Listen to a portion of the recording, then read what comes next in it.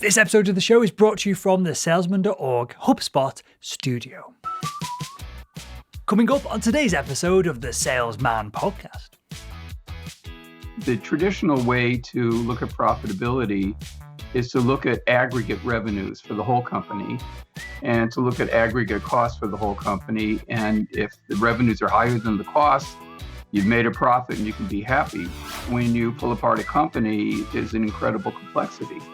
And the absolute wrong thing to do is to equate revenues and profits. The company has to understand where it's making money and where it's not. With good software, that can be configured and put into action in a matter of a couple of weeks. Hello, Sales Nation. My name is Will Byrnes. I'm the host of the Salesman Podcast, the world's most downloaded B2B sales show. On today's episode, we have Jonathan Byrnes. He is an MIT senior lecturer. He is the chairman over at Profitability, and he's the author of the brand new book, Choose Your Customer. And on today's episode, we're getting into how you can identify and then grow your most profitable accounts. Everything that we talk about in this episode is available in the show notes over at salesman.org. And so with that said, let's jump right into it.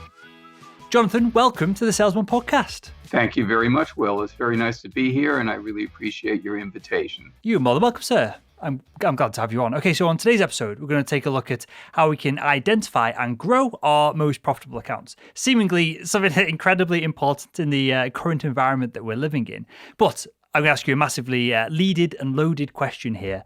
Is identifying our most profitable accounts, is it as simple as just pulling a spreadsheet from our CRM, look at whoever's driving the most revenue, scooping off the top 5 to 10% of those individual accounts, and then just going after those regardless of anything else? Is most profitable accounts as simple as that, or am I underselling it slightly?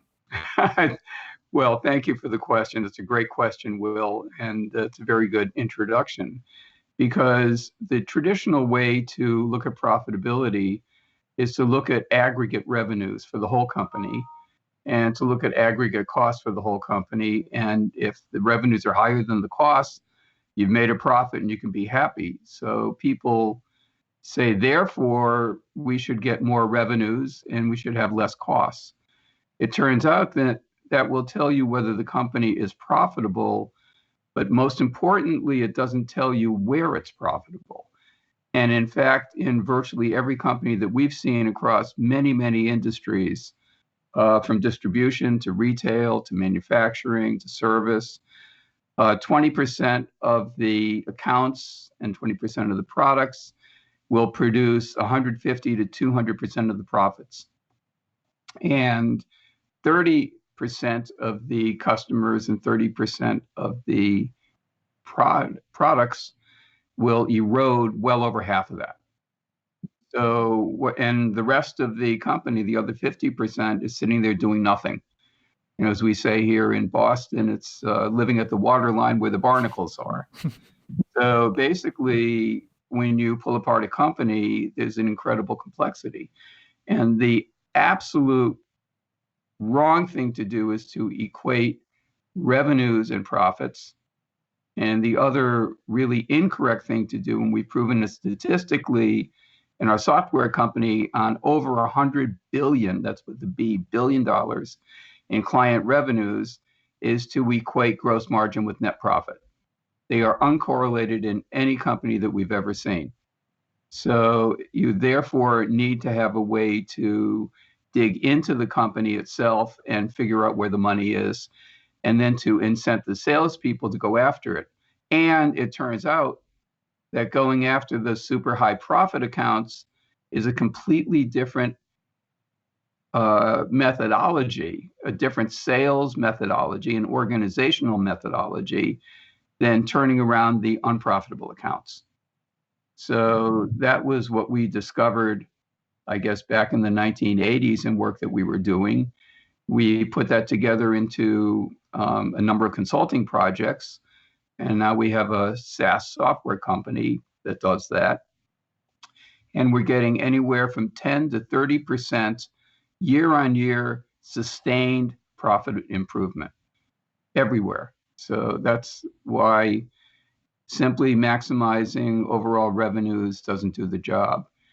The underlying issue, of course, is that most salespeople are compensated on maximizing all revenues, all dollars or pounds or whatever currency people are dealing with, incent them to go after everything. And since there is more unprofitable business as a percent of revenues than profitable business, it's a miracle that most companies aren't driven into unprofitability.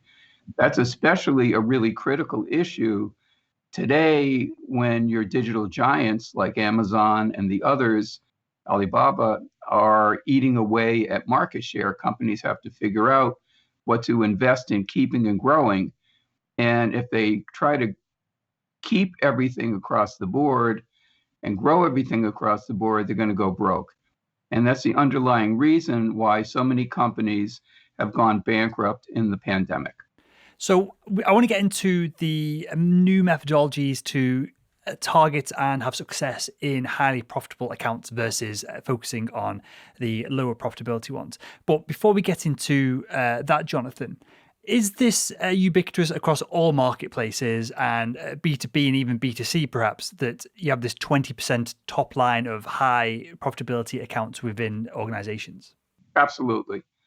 We've done work with B2C companies, state-of-the-art, digital companies, non-digital companies. We've done work with bricks and mortar companies. We've done work with manufacturers in the US, in Europe, in Asia, with service companies. Consulting companies would be a very good example. I'd almost bet that a company like yours would have the same mix. I mean, it's almost like a law of nature. Sure.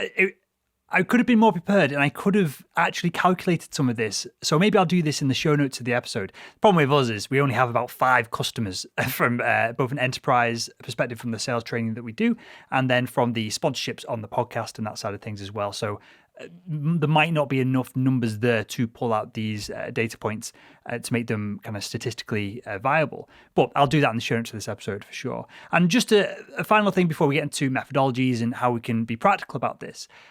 Just to frame up the conversation here, Jonathan, let's assume that the salespeople listening and some of the managers listening are proactive on this. They want to go after these profitable accounts. But whose responsibility within the organization is it to make this happen, to perhaps change how salespeople are compensated or to nudge people in the right direction? Is this something that should be done from the ground up, or is this something that should be done from the C-suite down to focus on profitable accounts? That's a great question, Will. Thank you for asking it. And the answer is both. At the upper level, typically with the CFO, the company has to understand where it's making money and where it's not. With good software, that can be configured and put into action in a matter of a couple of weeks. It's really that simple with most companies' data. Then the question becomes, there are 2 questions. One is, what methodology do you use to go after the high profit accounts? And what do you use to go after the money losing accounts? Because they're very different. And then what we find is that to go after the super high profit accounts, you really need a dedicated multi-capability team, particularly on the B2B side.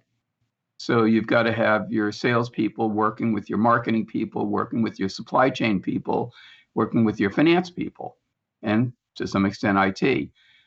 By the way, the single most important thing, if I could communicate anything to your listeners, the single most important thing a company can do to make a ton of money is to go after your super high profit accounts.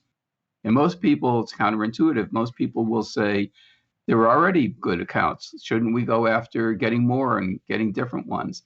And the answer is, when you do the right thing, profits grow in your highest profit accounts that are giving you over 150 to 200% of your profits by 35+% per year. Profit growth of 35+% per year. And that's in the most highly penetrated accounts. And so that's where the money is. It takes a multi-capability team to turn around a bad account.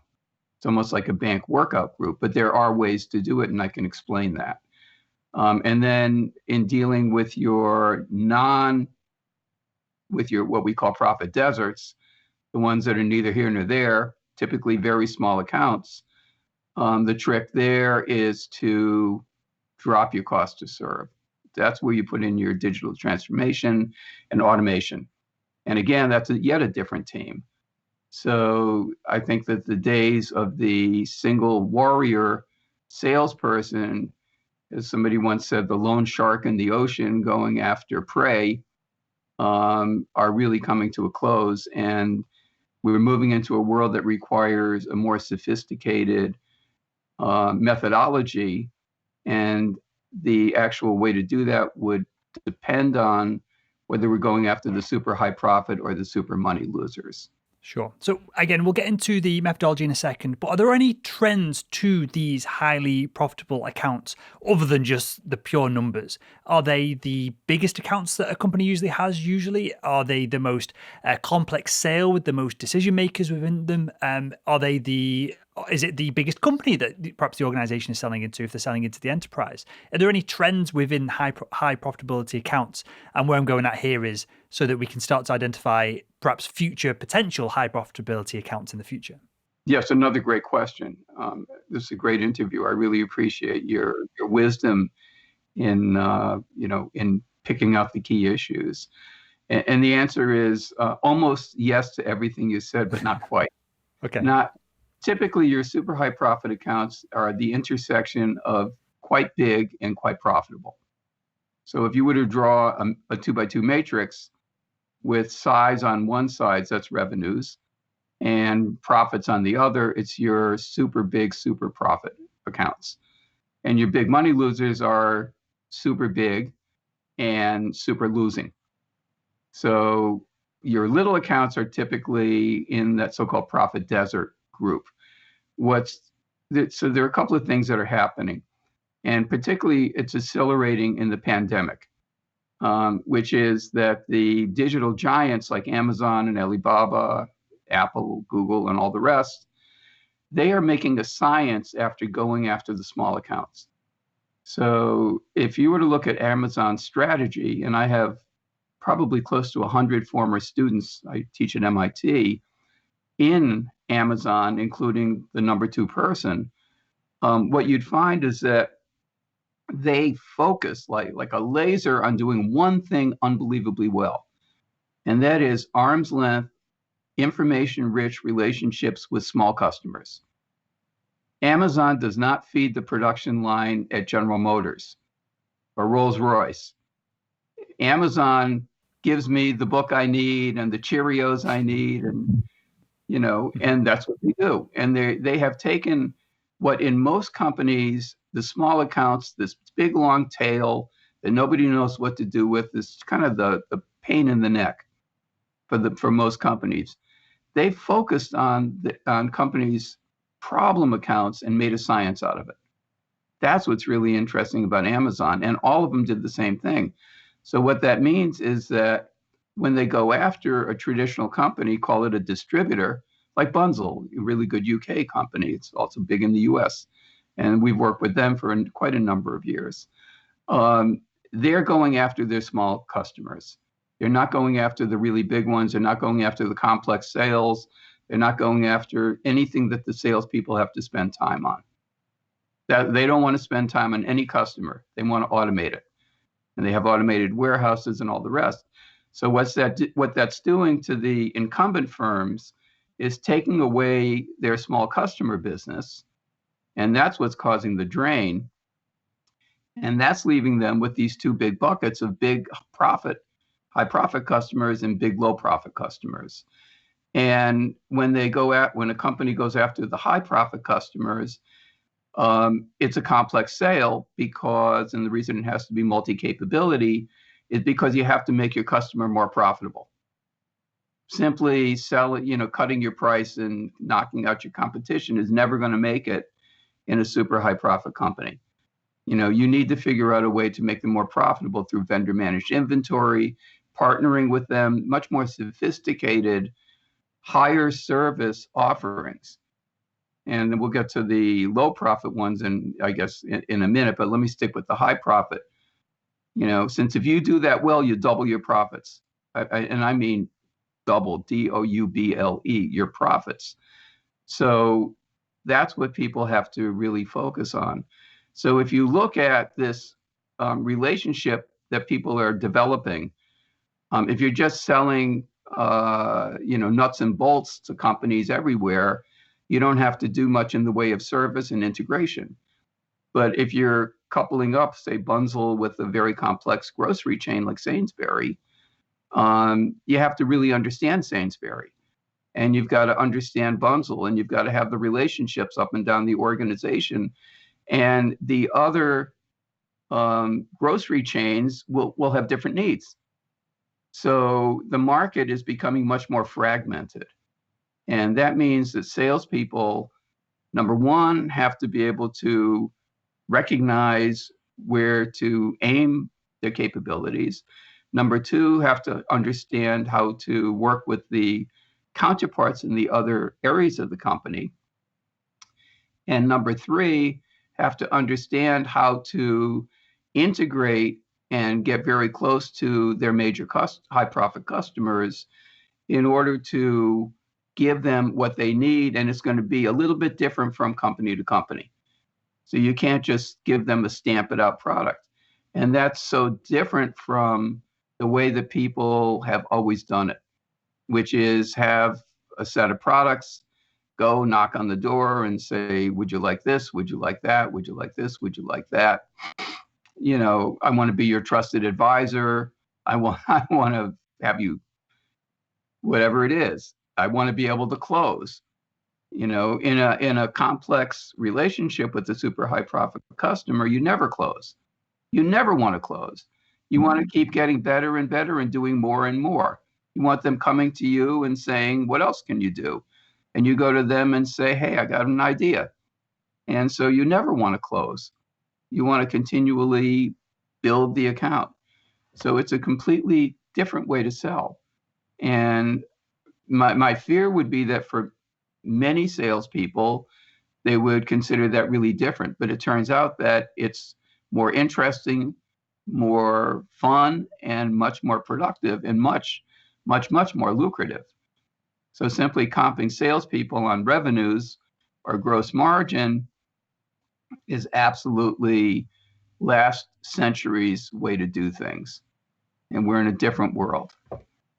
Love it. If we were to make this visual, perhaps we had like a Venn diagram, and perhaps profits is kind of the North Star here of the account. Could we include in that Venn diagram then perhaps relationships, might be a better word to describe that, but our relationships with that organization, and then also perhaps potential growth or potential profit, just to double down on this idea of visually representing a highly profitable account. Is there anything else is that fair to say? And then is there anything else that would go in that Venn diagram as well? Yes. And that's a great way to put it. It's very enjoyable to work with you. You're very, very perceptive. I appreciate that. We'll have to have you talk to my class at MIT one of these days. I don't know about that. I appreciate the comment, though. Okay. Well, I mean, the people listening are very fortunate that they have access to, to the way that you think about things. I appreciate that. And the answer to your question is yes, there also has to be a time dimension, because markets are changing. And what's high profit today may not be high profit in 5 years. So what a company is building today will come to fruition in 3, 4, 5 years. And so therefore they have to be able to project where they will be making money. And they have to not only do what makes the most sense for today, but what makes the most sense for tomorrow, and create a transition from one to the other. Because you can't just simply cut over. You've got to have the cash flow to ease the transition, and then you have to change your metrics, the compensation, and you're aiming to say, okay, let's start to draw this one down and use it as a so-called cash cow, and use it to build over here where the opportunity is arising. And there are all sorts of disruptive forces that are in play now. I think that everybody would look at Amazon and, the other digital giants and say, well, obviously we have to be careful about that. But if you're in a B2B situation, I use a good MIT example.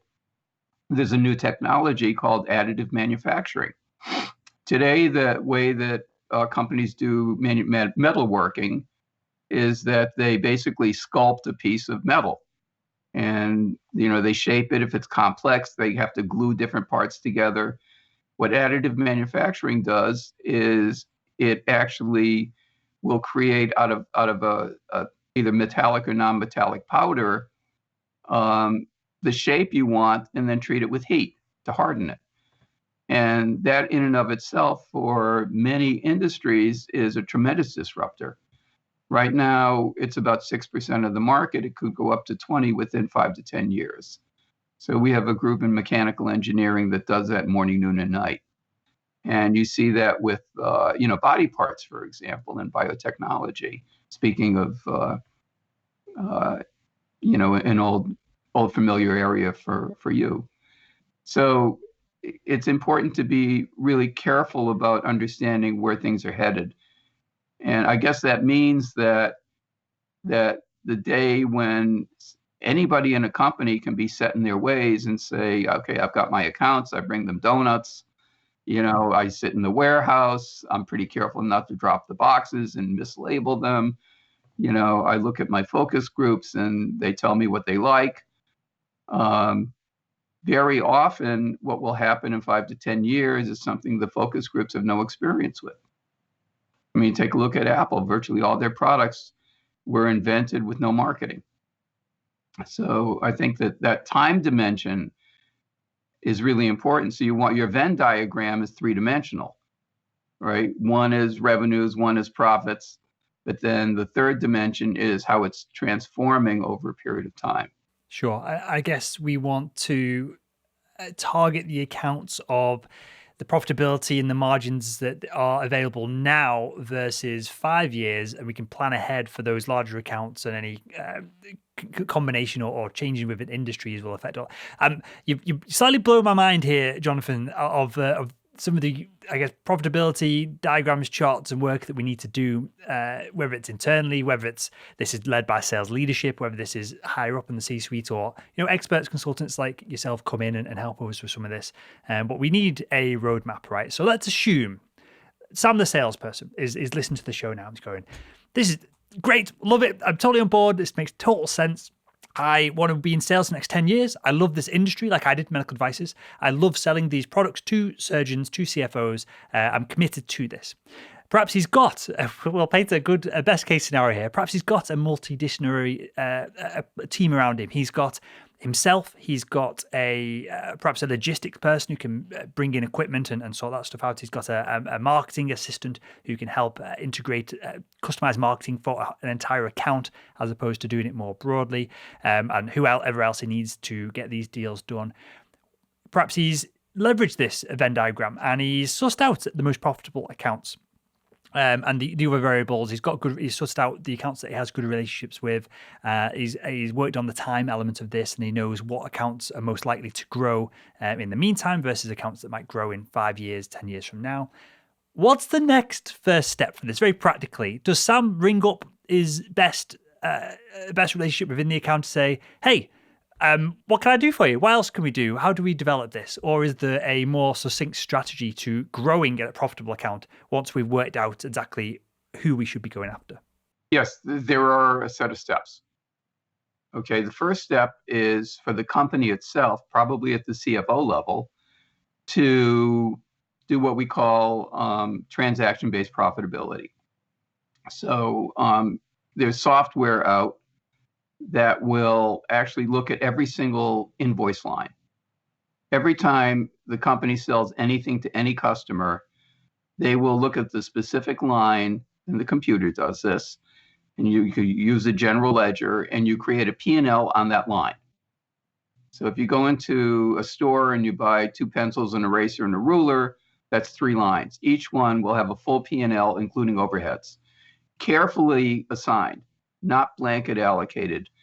Which store was it? Who was involved? what's the product, who is the vendor, et cetera. It's like you're trickling the transaction down a set of cost tables. And you then can say, using that methodology, you can figure out exactly where the company's making money. Every product and every customer, every time, you can manipulate it any which way. And there are very powerful databases that do that. So you wind up with what we call a profit landscape. Okay, I'm making money here, I'm making money there, I'm losing it here, I'm losing it there. That's part one. Part two, which is kind of a joint venture between your salespeople and your finance people, is to say, well, where are we making money? Where are we losing it? And what do we want to do about it? So you need a game plan to attack it. And, these are customers we want to grow. These are customers that we want to turn around.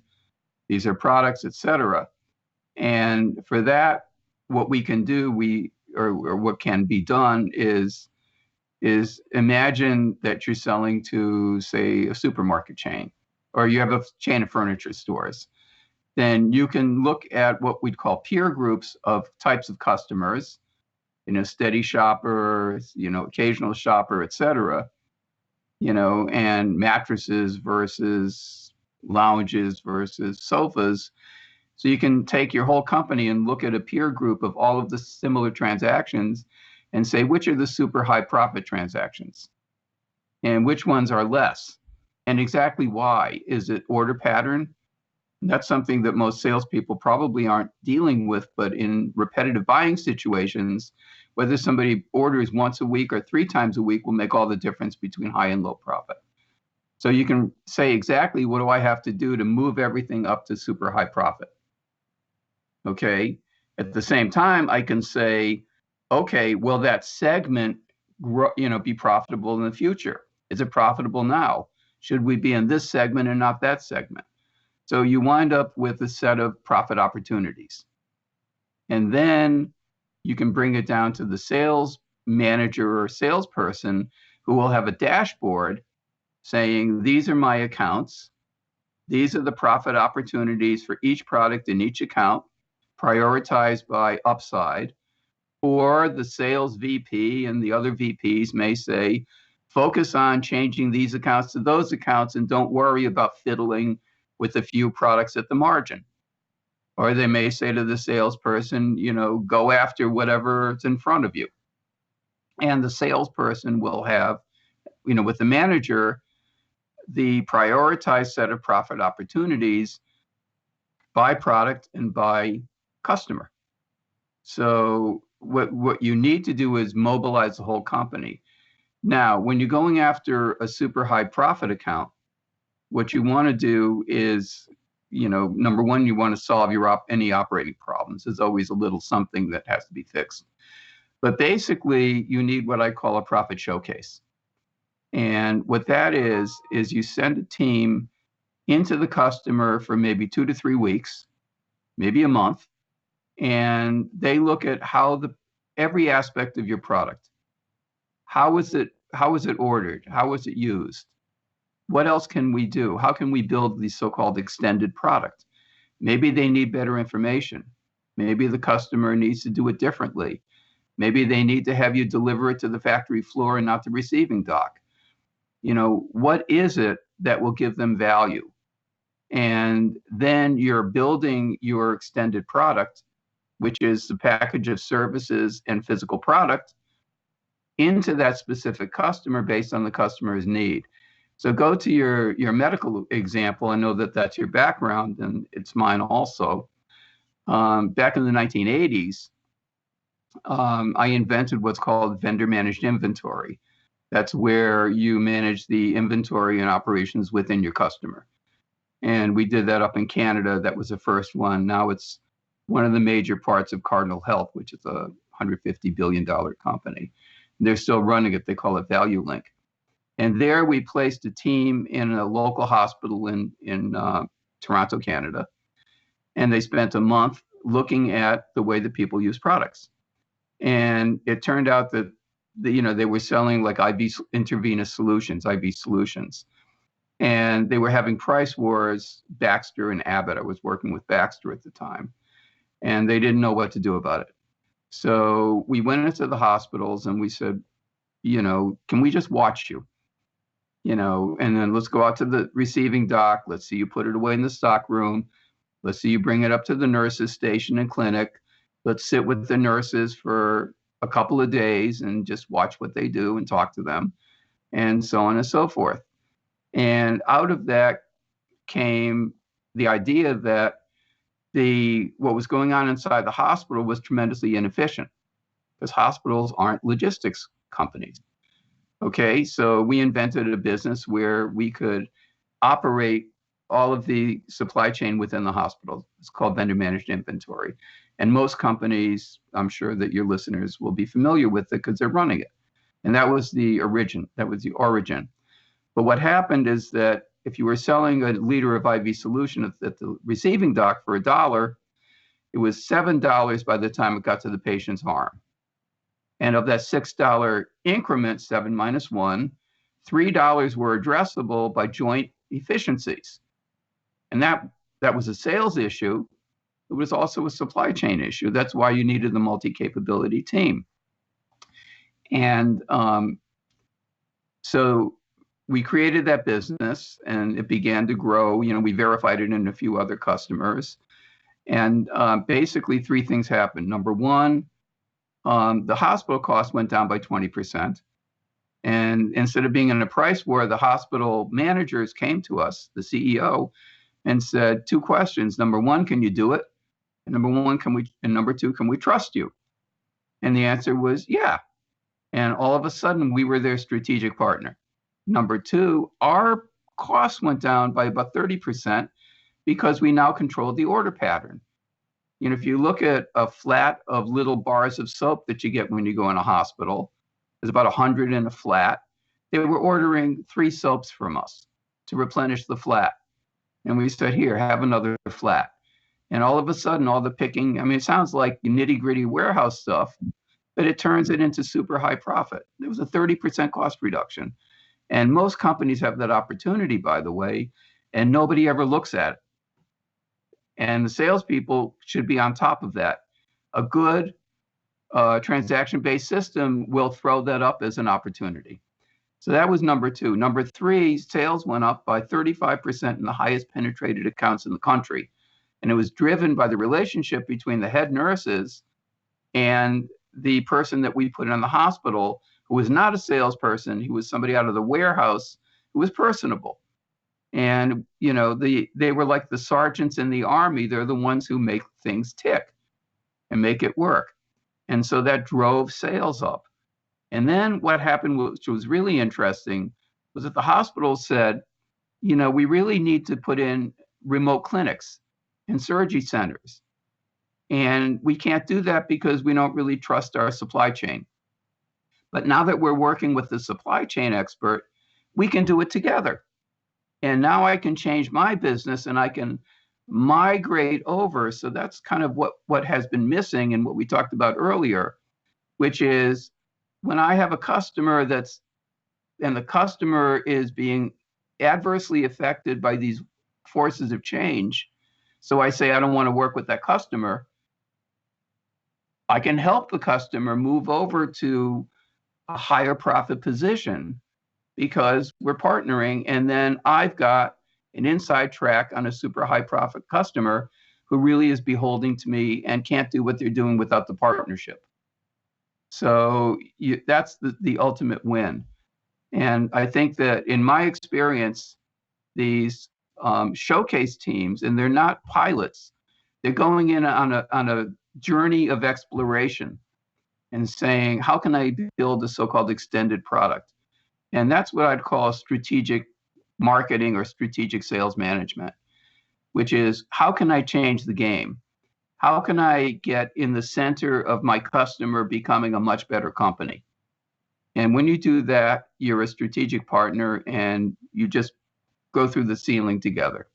Jonathan, this is why I love these conversations. So I tend to, on the podcast, regular listeners, we call the audience Sales Nation. Sales Nation know that I try and stay away from very tactical, like to cold call, pick up the phone and do 1, 2, 3, because I don't think there's much value in those kind of interviews once you've done 2 or 3 of them.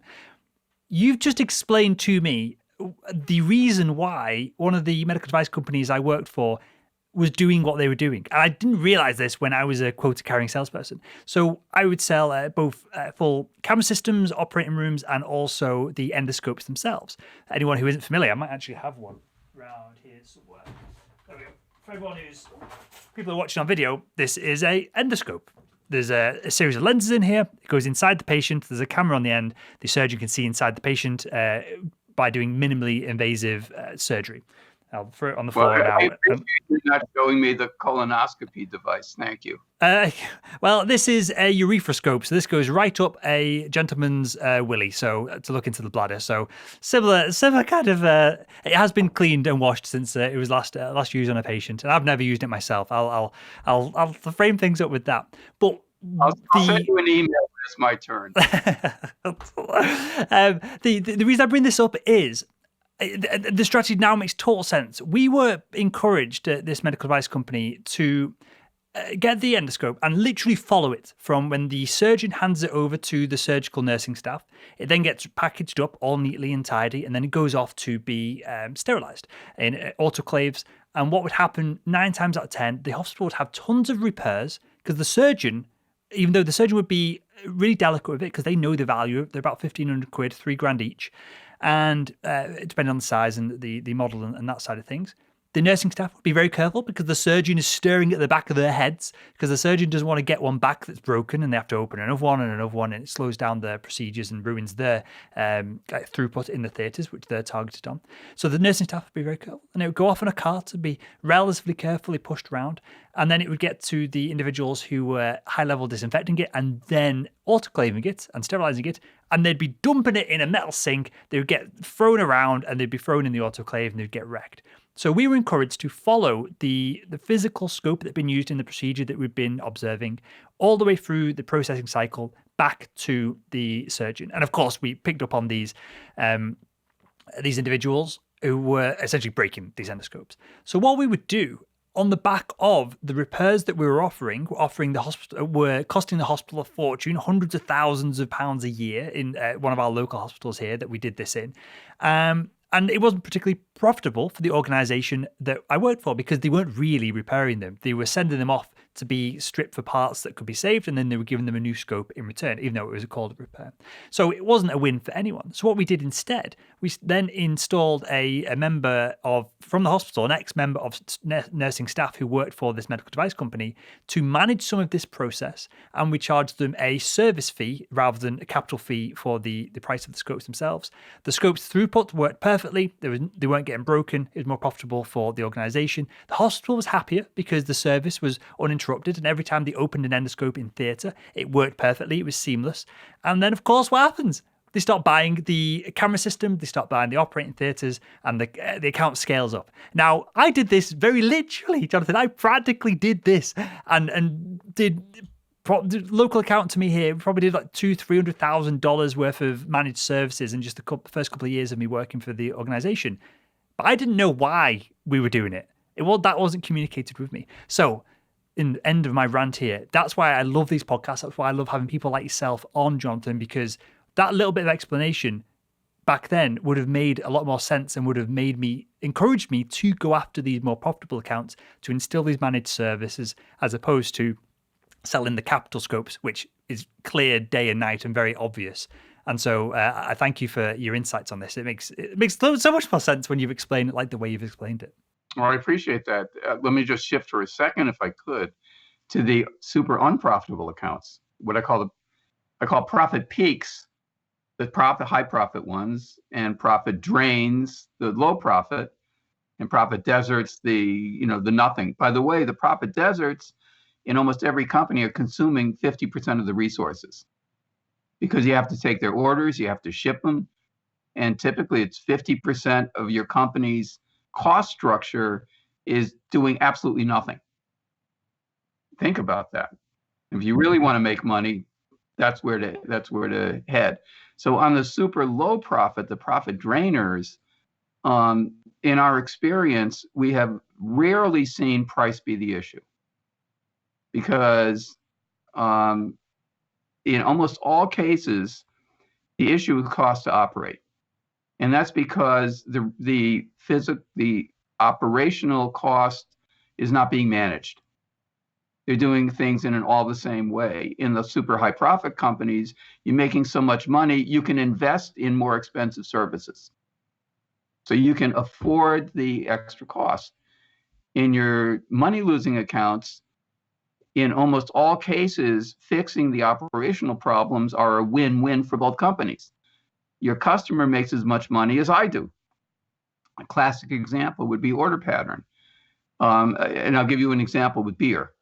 So we do a lot of work with beer distributors, no pun intended, but and especially they're moving into craft beers. So if you take a typical beer distributor, they've got two big bundles of product. One is your so-called anchor brand, which would be Budweiser or Sam Adams. I'm using U.S. examples, Miller, Heineken, et cetera. And the other are these exotic craft beers. So on your super high, your anchor brands like Budweiser, they have low gross margin, but they have no cost. They're shipping big pallets and there's never a return and it just flows through. So you have very high profit with low gross margin. On your craft beers, you've got very high gross margin because you have a high price and it's very expensive. So, when you take a look at that, all your big cost is in the small customer side of the business. So you have these little corner grocery stores in New York City. They'd call it the bodegas or the grocerias, and they're ordering 5 cases of Budweiser and 2 6-packs of this and 2 6-packs of this and 2 6-packs of that. And the salespeople in almost all cases are compensated on how many orders they take per day, because they look at their daily order count. Sure. And so that's driving them to take too many orders. If you do it with a big customer, okay. If you do it with one of these small customers, you're shipping 3 or 4 times a week. And on your anchor brand like Budweiser, it's not going to make much difference because the gross margin will cover your picking and shipping cost.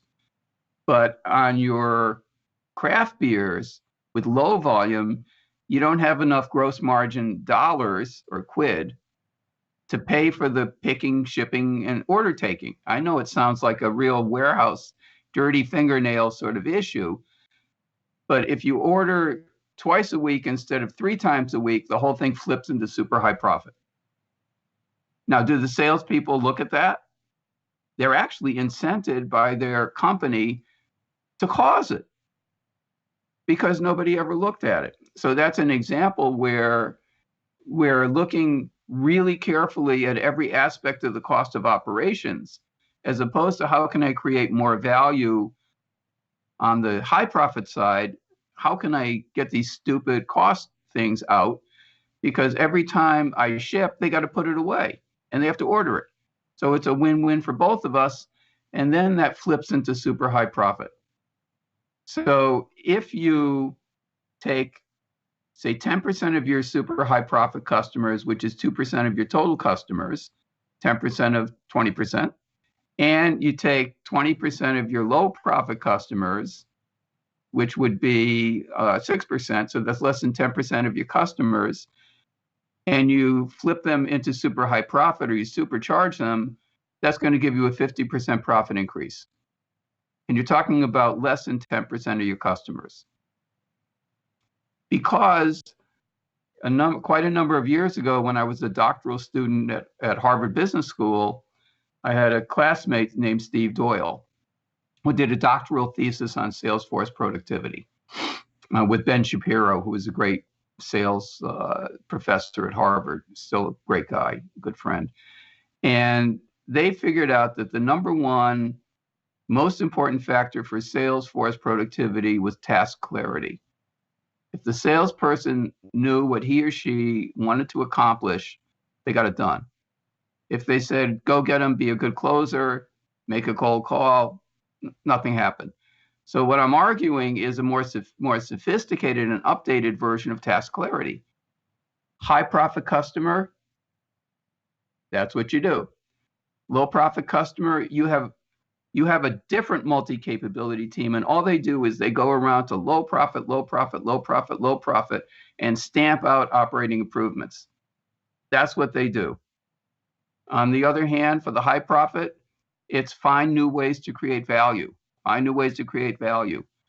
And so it's task clarity once again, and that's really the secret to making the whole thing work. And the leverage is unbelievable. Again, we have a book coming out in May, and we got endorsements from people. One of the senior partners in Boston Consulting Group, who's looked at our stuff carefully, wrote in print, it'll be on the back cover of the book, that this gives a 20 to 30% profit increase. Just like that, knowing what to do in the right place. So there's no magic to it. It's really being able to say, here I do this, there I do that, here I do this with these people, and I do that with those people. But it does say that the company's organization has to be able to accommodate that. So the day of the vertical sales force and the day of the vertical supply chain people, and they never talk to each other, the famous stovepipes or smokestacks or whatever you call it, you can say, well, that's not fashionable, but I'm here to say that it's not going to work, because you need a multi-capability team on your super high profit customers and a very different multi-capability team doing nothing but cost reduction. And then on your profit deserts, the trick is to automate it. That's where you get your digital transformation and your portals and your menus and all the rest of the stuff. There are ways to deal with it, but remember that those guys are going to get eaten up by Amazon. So I wouldn't invest a whole lot of money there. So as we're moving into the high profit, and now when it comes to prospecting for new accounts, once we know who's the high profit, and we know who's high profit, high revenue, we know who's low profit, high revenue, the big drains and the big peaks, we can send them a survey. How do you buy? What do you like, etc. But we keep the two groups together separate. Now, typical marketing would send it to all the big customers. And because it's, 1.5 times as many drains as peaks, you're going to go fishing for drains. But this way you can identify the peaks and say, what are their characteristics? And then when I go fishing and prospecting, I'm going prospecting for the peaks and not the drains. And so prospecting, the whole account acquisition cycle, is affected by this profit landscape. So that's sort of the glue that keeps the whole thing together. And so you can't really say it's a sales thing, because it's a finance thing, and it's a sales thing, and it's a supply chain thing, and it's a marketing thing. And by the way, it's probably an IT thing also. Because as an example, going back to your endoscopy, my former student and business partner, John Wass, and my co-author, started a company called Wavemark that does RFID for medical devices. Being able for medical device companies to see what the cost structure was step by step by step. Exactly what you were doing, but using RFID, which is, they now call it the Internet of Things, to do that tracking. And so that's how this whole, this new world of sales kind of, that's the reason for it. And that's the way that it's shaped the way it is. And that's how to win. I'm going to jump in because I'm conscious of time, but I would genuinely love to have you come back on and dive into this in more detail, because I think we've covered on a reasonable level the high profit side of things. It'd be interesting to then cover conversion of the other side of things in more detail as well. I think that'd be really valuable for the audience. But I think what I'm gathering from this is This is an exciting time for salespeople. Rather than being worried that Google, Amazon is going to come along and just gobble up all of the market share with automation, it seems like if you're actually interested in what you're selling, if you're interested in the market, if you're interested in the logistics, going that few steps further, you are, as a salesperson or your sales team, the multidisciplinary silo that we're building here around the salespeople and the marketing people, you are the differentiator versus an Amazon who perhaps can do things seamlessly, who can do things perhaps quicker, but can't identify problems as well as not yet anyway, until AI takes over the world and we've got Terminator going into accounts and selling on our behalf. Until we get to that point, Jonathan, an individual going into an account, whether it's physically or metaphorically, and looking for problems, solving problems, looking at supply chain, all of this I think that's really exciting for B2B sales, as opposed to a lot of the doom and gloom, which is marketed and printed in the media about salespeople becoming redundant over time. It seems like for salespeople who are real professionals, who are experts in the space, they're becoming more and more valuable. And with that, I want you to wrap up the show by telling us about the new book. What's it called? Where can we find it? And where can we find more about you as well, Jonathan? Well, thank you very much. The new book coming out is called Choose Your Customer, How to Compete Against the Digital Giants and Thrive. And the long and short of it is, you do not want to go head to head with Amazon. If you're a salesperson trying to fight Amazon, you're in the wrong ballpark. As they say, what would happen if I don't know what are your soccer teams over there? I support Liverpool, from Liverpool, so I'd be shot if I didn't support them. What would happen if Liverpool played the New York Yankees? And the answer is, it depends on what you're playing. If you're Liverpool, you don't want to get into, an Amazon. You need to go to the places where you've got differentiation. And so we talk about how to figure out where that is. 3 things. Number 1, choose your customers. Number 2, align your company so that everything you do is going after the right customers. And number 3, manage your organization so that you can do exactly what we talked about, with the high profit and the low profit, and doing the right thing everywhere. And that's what we do. If you want to find out more about it, I have an article that just came out yesterday in Harvard Business Review. It's hbr.org. And that'll give you a pretty good summary of the book. You can also look at the website for our software company. It's called profitisle.com, PROFITISLE.com. And we have software that does all of this. Amazing. So thank you very much, Will. I'd love to come back. I enjoyed the conversation immensely. It made for a very nice morning for me here in Boston. And I'd love a chance to get to know you better and be able to help out if I possibly can. I love it. I appreciate that, Jonathan. And for the audience, everything that you mentioned then, we'll link in the show notes over at salesman.org in the show notes of this episode. And with that, Jonathan, I want to thank you again for joining us on the Salesman Podcast. Well, it's my pleasure. And I will recruit you for my class at MIT.